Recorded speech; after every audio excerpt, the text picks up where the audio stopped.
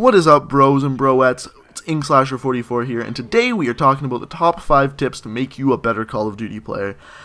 Starting off with just simply practice. That's not one of the top 5 tips, but that's the most obvious one. Practice makes perfect is a saying on purpose. People say it for a reason. So just simply by playing more and more Call of Duty, you're going to get better at it.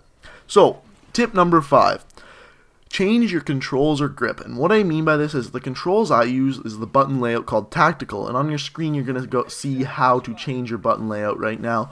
And this is important because in tactical, if you use the tactical button layout, all your body movements are now in your control sticks.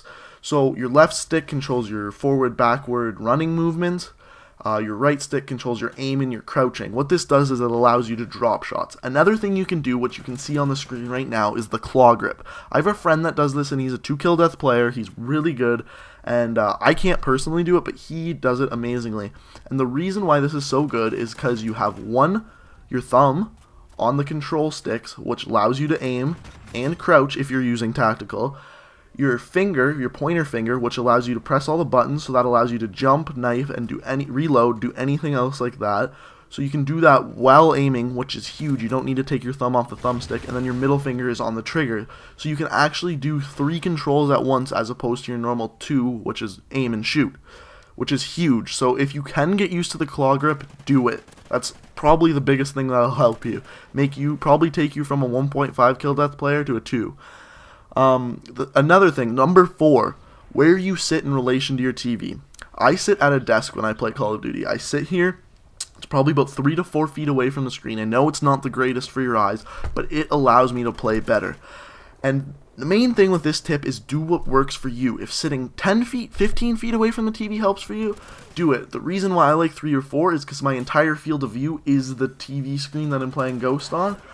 That's what works for me. Do what works for you. Number 3 kind of goes along the same line. Choose a sensitivity, and choose a sensitivity that works for you. It's not what looks cool or not what sounds cool, it's what works for you. What I mean by this is people think that playing on 10 sensitivity makes them cool or something, just because they can spin around in circles really fast. It doesn't. It actually makes it a lot harder to aim, but if you can do it, do it. I play on a 3 sensitivity. Reason being, I like those minute changes you can do in the controls that make you have that pinpoint accuracy. That's why I like a lower sensitivity. That is completely personal. What I mean by this is do what works for you. If playing on 7 works for you, play on 7. If it doesn't, find one that works. Try them out. It's sometimes hard to get used to a higher sensitivity, but if it works, do it. So number 2, this is a huge one, rewatch your games. So what I mean by this is PS4 and Xbox One have built-in PVRs.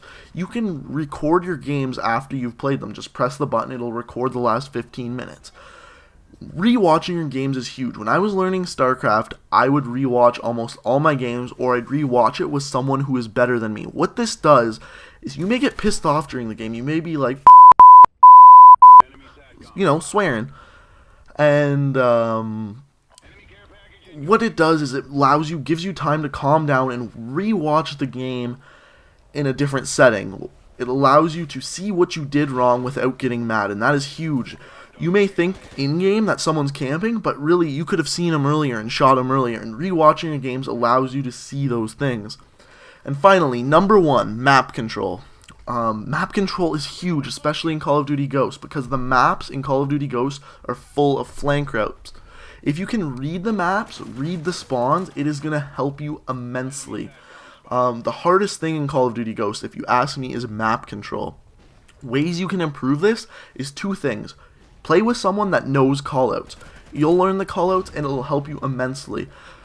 Actually, there's 3 things. Number 2, look at your map in the top corner, see where your team is. Know that where your team is probably isn't where the other team is spawning. Sometimes it is, but normally it's not. Normally where none of your players are, that's where they're spawning. And the final thing I can do to help you is if you are a bad Call of Duty player, play passively. Over time, you'll be able to become more aggressive. If you play passively, learn the flank routes, and not necessarily camp, but just know where the flank routes intersect, know where the better places are to be on the maps. Once again, knowing map control, wow, that's a tongue twister, play passively, you will become a better Call of Duty player. But those are the top 5 tips to help you become a better Call of Duty player.